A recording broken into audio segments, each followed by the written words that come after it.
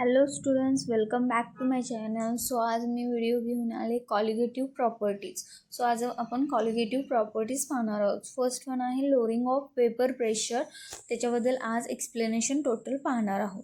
Colligative properties म्हणजे काय की the physical properties of the solution that depends on the number of solute particles in the solution and not on their nature are called as colligative properties.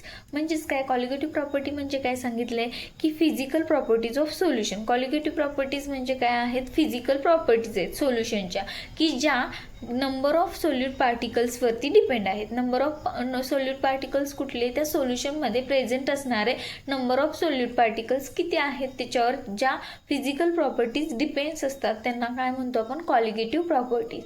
पण त्या properties ज्या त्याच physical property कशावर depend आहेत, nature of solute म्हणजे त्या सोल्यूटचं nature कसं आहे ह्याच्यावरती डिपेंड नाही. फक्त त्या फिजिकल प्रॉपर्टीज म्हणजे काय, प्रेशर असेल, मेल्टिंग पॉईंट, बॉइलिंग पॉईंट, ह्या अशा वेगवेगळ्या फिजिकल प्रॉपर्टीज आहेत की ज्या फिजिकल प्रॉपर्टीज की फक्त काय सांगितले, ज्या physical properties number of solute पार्टिकल्सवरती डिपेंड आहेत त्या फिजिकल प्रॉपर्टीजनाच आपण काय म्हणतो, कॉलिगेटिव्ह प्रॉपर्टीज. सो आपण कॉलिगेटिव्ह प्रॉपर्टीज कोणकोणत्या बघणार आहेत.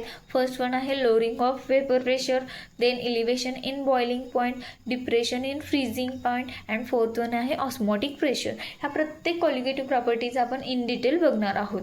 सो फर्स्ट वन आहे की lowering of vapour. So first one आपण काय बघणार आहोत, lowering of vapour pressure. So lowering of vapour प्रेशरमध्ये काय बघणार, वेपर प्रेशर म्हणजे काय आपल्याला माहिती आहे की pressure exerted by the vapour of the component on the सोल्युशनवरती त्या कंपोनंट्सच्या वेपरमुळं, व्होलाटाईल सोल्युशन जेव्हा इव्हॅपरेट होतं, वेपरमध्ये कन्व्हर्ट होतं, त्या वेपरमुळे त्या सोल्युशनवरती जे प्रेशर एक्झर्ट होतं त्याला काय म्हणतो आपण, वेपर प्रेशर. आता लोअरिंग ऑफ वेपर प्रेशर बघणार आहोत. सो एक्सपेरिमेंटली पाहूया की फॉर एक्झाम्पल मी एक बीकर घेतलाय. ह्या बीकरमध्ये मी काय ॲड करणार आहे की व्होलाटाईल काय केलं आहे, मी ह्याच्यामध्ये काय केलं आहे, व्होलाटाईल सॉल्वंट ॲड केलं आहे. Volatile solvent. व्होलाटाईल म्हणजे काय माहिती आहे आपल्याला की जो इझिली इव्हॅपरेट होतो. आता ह्याच्यामध्ये फक्त काय आहे, सॉल्वंट आहे. फक्त सॉल्वंट मी ह्याच्यामध्ये घेतलं आहे, व्होलाटाईल सॉल्वंट आहे. व्होलाटाईल असल्यामुळे तो काय होणार आहे, वेपरमध्ये लगेच ते सोल्युशन काय होणार आहे, सॉल्वंट कन्व्हर्ट होणार आहे.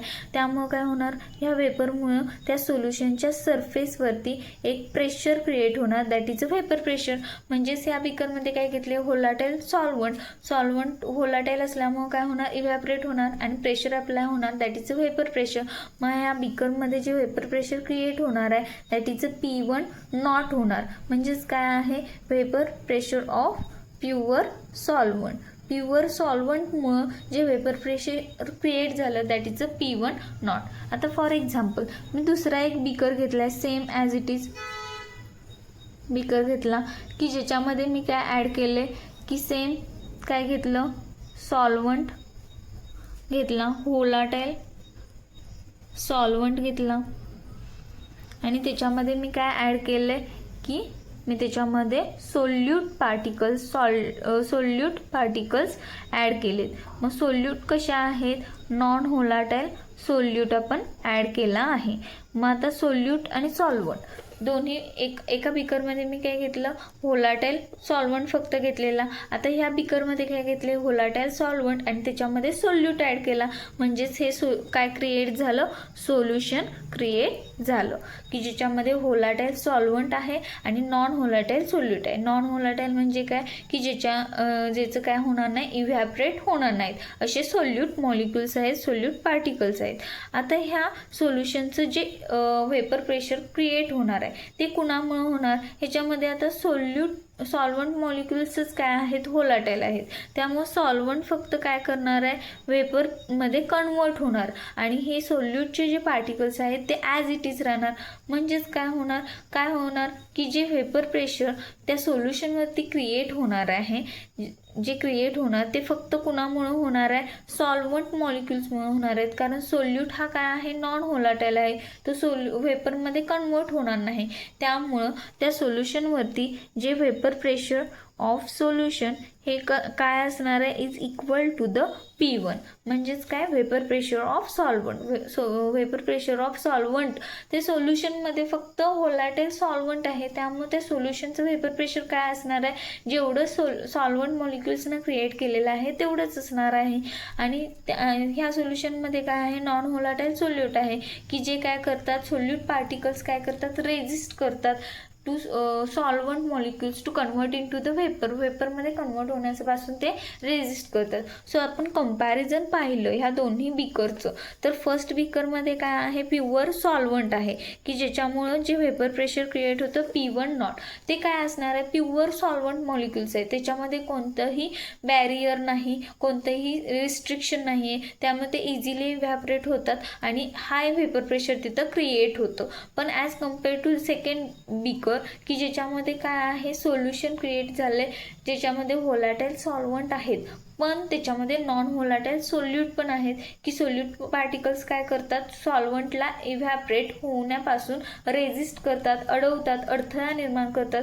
त्यामुळे इथं काय होणार आहे जे वेपर प्रेशर क्रिएट होणार आहे ते काय होणार आहे कमी होणार आहे ॲज कम्पेअर टू दिस. म्हणजेच काय सॉल्वंटचं सोल्युशनमध्ये कन्वर्जन होताना वेपर प्रेशर काय झालं कमी झालं that is P1 not is greater than P1 म्हणजेच काय झालं लोअर झालं that is a lowering of vapour pressure. लक्षात आलं point. Lowering of vapour pressure म्हणजे काय वेपर प्रेशर कमी होत गेलं. कधी प्युअर सॉल्वंट होता तेव्हा काय होतं वेपर प्रेशर हाय होतं पण त्याच प्युअर सॉल्वंटमध्ये व्होलॅटाईल सॉल्वंटमध्ये जेव्हा आपण सोल्यूट पार्टिकल्स घातले आणि सोल्युशन क्रिएट केलं तेव्हा त्याचं वेपर प्रेशर काय झालं डिक्रीज झालं लोअर झालं कमी झालं that is a lowering of vapour pressure. म्हणजेच आपण हे कसं डिनोट करू शकतो की delta P is equal to P1 not minus P1 that is म्हणजेच काय डेल्टा P म्हणजेच काय चेंज इन वेपर प्रेशर. म्हणजेच काय सुरुवातीला वेपर प्रेशर काय होतं हाय होतं पुन्हा काय झालं सॉल्वंटचं कन्वर्जन सोल्युशनमध्ये केलं वेपर प्रेशर कमी झालं म्हणून त्याला काय म्हणतो आपण lowering of vapour pressure. So lowering of vapour pressure समजलं की त्याचं मेन फॉर्म्युला काय आहे मेन स्टेटमेंट काय येतं P1 not is greater than P1 that is a pure vapour pressure of pure solvent is greater than the vapour pressure of solvent that is a delta P is equal to P1 not minus P1. हे काय आहे main formula आहे lowering of vapour प्रेशरचा. So next point बघायचं आहे Raoult's law for the solution of non volatile solute. So Raoult's law आपल्याला माहिती आहे की राऊट्स लॉ काय आहे P1 is equal to partial vapour pressure of solvent is equal to the partial vapour pressure of solvent pure solvent multiply by its mole fraction. हे काय आहे आपला राऊट्स लॉ आहे. सो आपल्याला हे काय आहे राऊट्स लॉचा फॉर्म्युला झाला. सो आपल्याला आणखी एक माहिती आहे statement we know that x1 plus x2 is equal to काय येतं 1 येतं. सो ह्याच्यावरूनच आपण कशाची x1ची व्हॅल्यू काढू शकतो. x1 इज इक्वल टू काय येतं 1 मायनस x2. सो x1ची व्हॅल्यू माहिती झाली ती इक्वेशन 1मध्ये पुट करायची. So P1 is equal to काय आलं P1 नॉट इंटू x1ची व्हॅल्यू काय आहे 1 मायनस x2. सो ब्रॅकेटला मल्टिप्लाय केलं तर काय येणार आहे P1 not minus P1 not into x2 बरोबर. P1 इज इक्वल टू आपल्याला काय भेटलं P1 not minus P1 naught x2 भेटलं. सो आता हे P1 नॉट x2 इकडच्या साईडला काय आहे मायनस आहे ह्या साईडला गेलं प्लस होणार आणि हे काय आहे P1 प्लस आहे ह्या साईडला आलं तर काय होणार आहे मायनस होणार. सो काय येणार बघा की P1 not as it is राहणार आहे. हे P1 इकडं आलं तर काय होणार minus P1 is equal to हे काय होणार आहे प्लस होणार आहे की P1 नॉट x2. लक्षात आलं. आता आपण स्टेटमेंट बघितली की लोअरिंग ऑफ वेपर प्रेशर आताच पहिला की ज्याच्यामध्ये काय आहे delta P is equal to काय आहे P1 नॉट मायनस P1 म्हणजेच delta P is equal to काय आहे P1 not minus P1. So P1 not minus P1 साठी आपण डेल्टा P पुट करू शकतो. सो इथं काय येणार delta P is equal to काय आहे P1 naught x2. Delta P म्हणजेच काय कशाला रिप्रेझेंट करतो delta P that is a lowering of vapour pressure.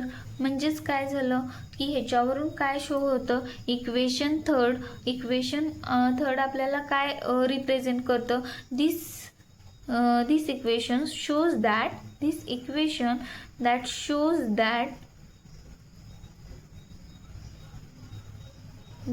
delta P is depend on the number of solute particles. Solute पार्टिकल्सवरती तो काय आहे, डिपेंड आहे. हे ह्या इक्वेशनवरनं रिप्रेझेंट होतं. कारण delta P is equal to काय आहे, P1 नॉट X2. की ह्याच्यावरूनच हे सिद्ध होतं की काय आहे की lowering of vapour pressure is depend on the delta P is depend on the number of solute particle. X2 म्हणजेच काय आहे, मोल फ्रॅक्शन ऑफ सोल्यूट. म्हणजेच काय झाले, नंबर ऑफ सोल्यूट पार्टिकलवरती तो डिपेंड आहे. त्याच्यावरूनच काय करतं, डेल्टा पी म्हणजेच that is a lowering of vapour pressure is a colligative property. ती कॉलिगेटिव्ह प्रॉपर्टी आहे. ही काय झालं, प्रूफ झालं. लक्षात आलं कशावरून आपण सिद्ध केलं की ही काय आहे, कॉलिगेटिव्ह प्रॉपर्टी आहे. राऊट्स लॉच्या थ्रू आपण काय केलं, हे प्रूव्ह केलं की लोअरिंग ऑफ वेपर प्रेशर ही कॉलिगेटिव्ह प्रॉपर्टी आहे. आपण काय सांगितलेलं, कॉलिगेटिव्ह प्रॉपर्टी काय कोणती असणार आहे, की जी प्रॉपर्टी काय असणार आहे, नंबर ऑफ सोल्यूट पार्टिकल्सवरती डिपेंड असणार आहे, तीच प्रॉपर्टी काय असणार आहे, कॉलिगेटिव्ह प्रॉपर्टी असणार आहे. So lowering of vapour pressure ही कशावर डिपेंड आहे, X2 म्हणजे काय, mole fraction of solute, that is a number of solute पार्टिकलवरती ती डिपेंड आहे. म्हणजेच ती काय आहे, कॉलिगेटिव्ह प्रॉपर्टी आहे. सो नेक्स्ट पॉईंट आपण पाहणार आहोत, relative lowering of vapour pressure. So relative lowering of vapour pressure म्हणजे काय. सो नेक्स्ट पॉईंट आहे relative lowering of vapour pressure. So relative lowering of vapour pressure म्हणजे काय, की it is a ratio of vapour pressure of lowering of solvent divided by the vapour pressure of pure solvent. म्हणजेच काय की lowering of vapour pressure of solvent divided by vapour pressure of solvent हा एक ratio आहे. So lowering of vapour pressure हे कशानं denote करतो, delta पीनं, and divided by the vapour pressure of pure solvent that is a vapour pressure of pure solvent P1 and not, that is a pure solvent आहे हे आपण म्हणतो. Then delta पीची value काय येते की P1 not minus P1 divided by P1 not. Delta P म्हणजेच काय, lowering of vapour pressure. त्याची व्हॅल्यू काय आहे, डेल्टा पी नॉट मायनस काय आहे, P1 आहे. सो ह्याचीच व्हॅल्यू काय येते बघा, आपण राऊट्स लॉमध्ये बघितलेलं की delta P is equal to काय आहे, P1 नॉट X2 ही व्हॅल्यू आपण पाहिलेली. मग आता हे इक्वेशन 1 झालं. हे आपल्याला माहित आहे, वी नो दॅट की delta P is equal to काय येतं, P1 नॉट X2 येतं. हे आपल्याला माहिती आहे, राऊट्स लॉमध्ये हे इक्वेशन आपण फाइंड आउट केले. सो काय येणार आहे, डेल्टा पी डिवायडेड बाय हे P1 नॉट इथं मल्टिप्लाय आहे, इकडे आल्यावर काय होणार, डिवाइडला येणार, इज इक्वल टू काय येतं, X2. हीच व्हॅल्यू काय आहे, इथं आहे. म्हणजेच काय होणार, delta P is equal to P1 not that is equal to X2. म्हणजेच काय, डेल्टा पीलाच आपण काय म्हणतो, P1 not minus P1 upon P1 not. ह्यालाच आपण काय म्हणतो, delta P divided by P1 not that is a lowering of vapour pressure divided by the vapour pressure of pure solvent that is a relative lowering of vapour pressure. हे कशाशी equal आहे, X2. म्हणजेच काय आहे, मोल fraction of solute particle. म्हणजेच काय झालं की दिस इक्वेशन 2 झालं. म्हणजेच काय, हे दिस equation shows that relative lowering of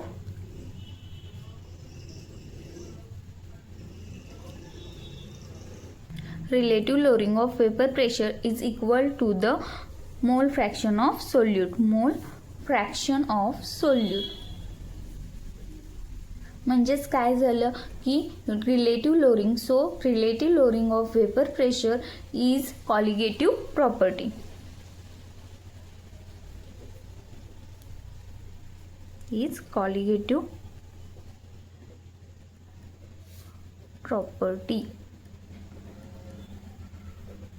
कशावर हे प्रूफ झालं, कारण काय आहे, relative lowering of vapour pressure हे कशाशी इक्वल येतं, x2शी. म्हणजेच ते डिपेंड कशावर आहे, सोल्यूट पार्टिकल्सवरती, सोल्यूट मॉलिक्युल्सवरती ते डिपेंड आहे. म्हणजेच काय झालं, relative lowering of vapour pressure ही काय आहे, कॉलिगेटिव्ह प्रॉपर्टी आहे. सो नेक्स्ट पॉईंट आहे molar mass of solute from the lowering of vapour pressure. आता आपल्याला मोलर मास फाइंड आउट करायचं आहे सोल्यूटचं, कशाच्या थ्रू, लोअरिंग ऑफ वेपर प्रेशरचा यूज करून. सो आपण आताच स्टडी केला आहे, we studied that the relative lowering of vapour pressure is equal to the mole fraction of solute in the solution.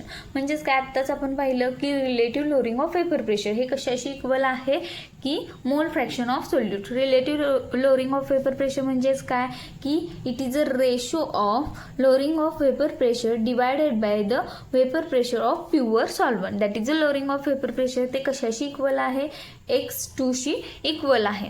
दे ह्याला इक्वेशन आपण 1 म्हटलं. आणि delta P that is a lowering of vapour pressure, म्हणजेच ते कसं आपण डिनोट करू शकतो, delta P P1 not minus P1 divided by P1 not is equal to x2. म्हणजेच काय, डेल्टा पी ची आपण व्हॅल्यू तिथं पुट केली. डेल्टा पी म्हणजेच काय, लोअरिंग ऑफ वेपर प्रेशर. काय येते value, P1 not minus P1.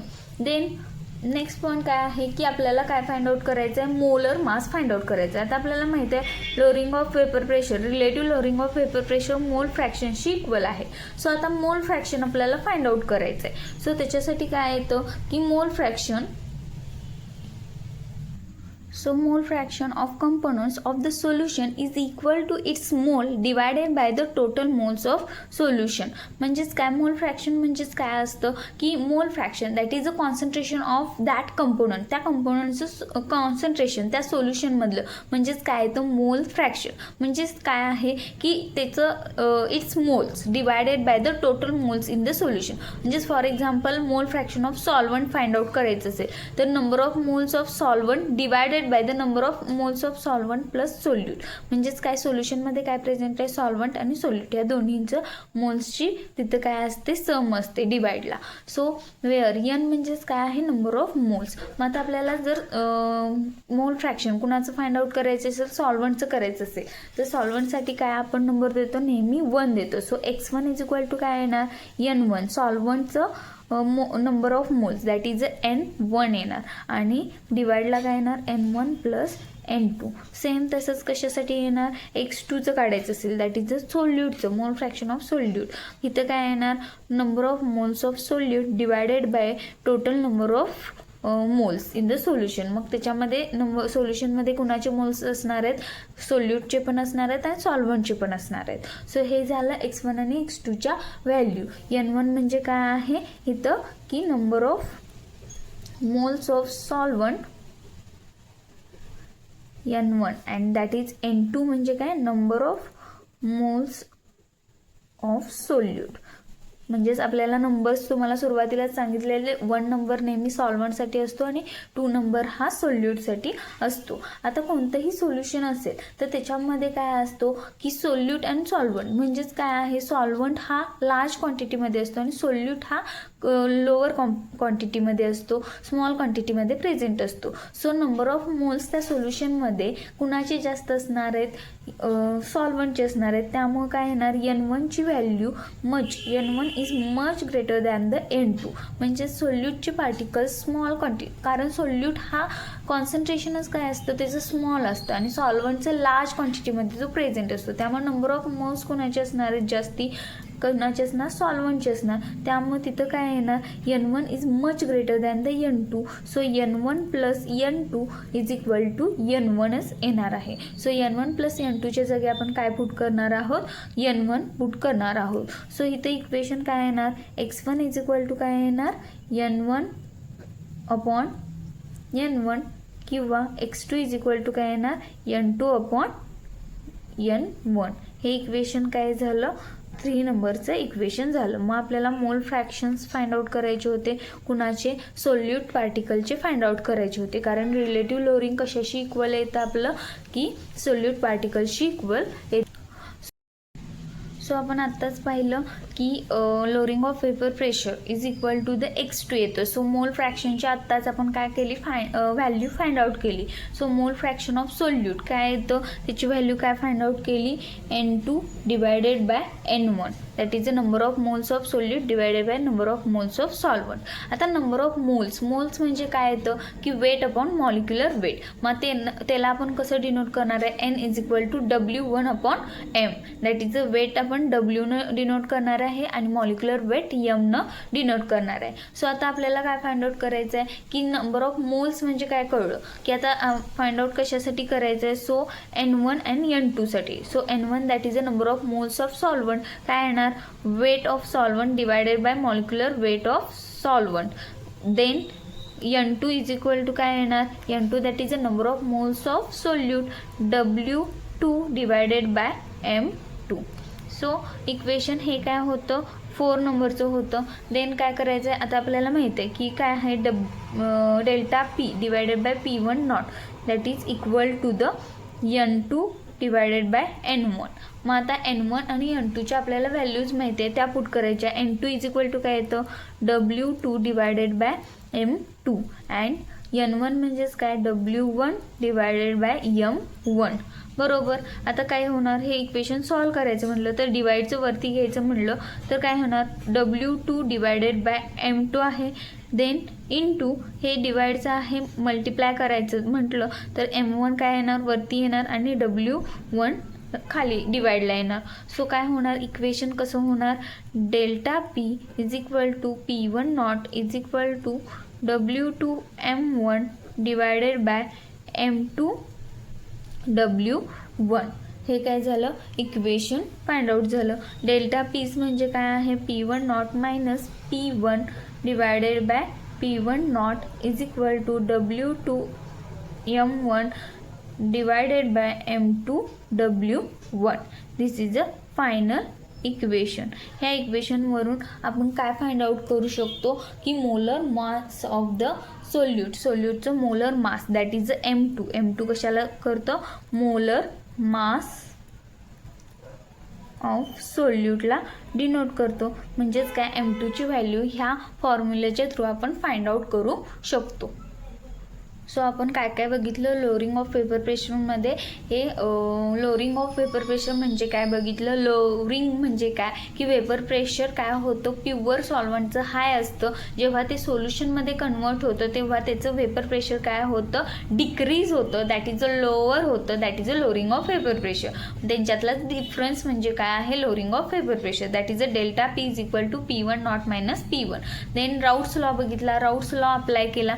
राऊट्स लॉवरून आपल्याला काय फाइंड आउट झालं delta P is equal to काय आहे P1 naught X2. So delta P म्हणजे लोअरिंग ऑफ वेपर प्रेशर हा कशावर डिपेंड आहे X2 that is a number of mole fraction of काय आहे सोल्यूट म्हणजेच काय सोल्यूटवर तो काय आहे डिपेंड आहे. म्हणजेच delta P that is a lowering of vapour pressure ही काय आहे कॉलिगेटिव्ह प्रॉपर्टी आहे हे प्रूव्ह झालं. सो नेक्स्ट वन काय बघितलं relative lowering of vapour pressure. Relative lowering of vapour pressure म्हणजे काय की lowering of vapour pressure divided by the vapour pressure of pure solvent that is a relative lowering of vapour pressure. मग ते काय आहे equal to the X2 आहे म्हणजेच मोल फ्रॅक्शन ऑफ सोल्यूट म्हणजेच ते काय आहे की कॉलिगेटिव्ह प्रॉपर्टी आहे कारण काय आहे ते कशाशी इक्वल आहे हे number of moles of solute. So काय आहे that is a colligative relative lowering of vapour pressure ती पण काय आहे कॉलिगेटिव्ह प्रॉपर्टी आहे.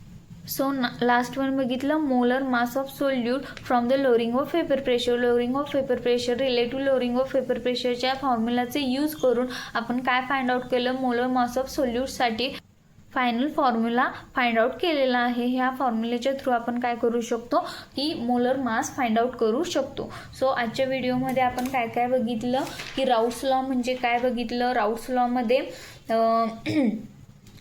वेगवेगळ्या कन्सेप्ट्स होत्या छोट्या छोट्या त्या कन्सेप्ट क्लिअर केल्या. Then ideal non ideal solution पाहिलं आपण चार्टच्या थ्रू डिफरन्समध्ये त्याचं एक्सप्लेनेशन बघितलं. देन कॉलिगेटिव्ह प्रॉपर्टी म्हणजे काय बघितलं and colligative प्रॉपर्टीमधली first colligative property कोणती बघितली लोअरिंग ऑफ वेपर प्रेशर की जी आपण त्याच्यामधले लोअरिंग ऑफ वेपर प्रेशर बघितलं. देन राऊट्स लॉच्या थ्रू ती कॉलिगेटिव्ह प्रॉपर्टीज आहे का हे प्रूव्ह केलं.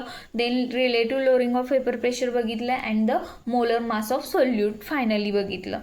ओके, तर भेटूया नेक्स्ट व्हिडिओमध्ये. Thank you. Please subscribe my channel.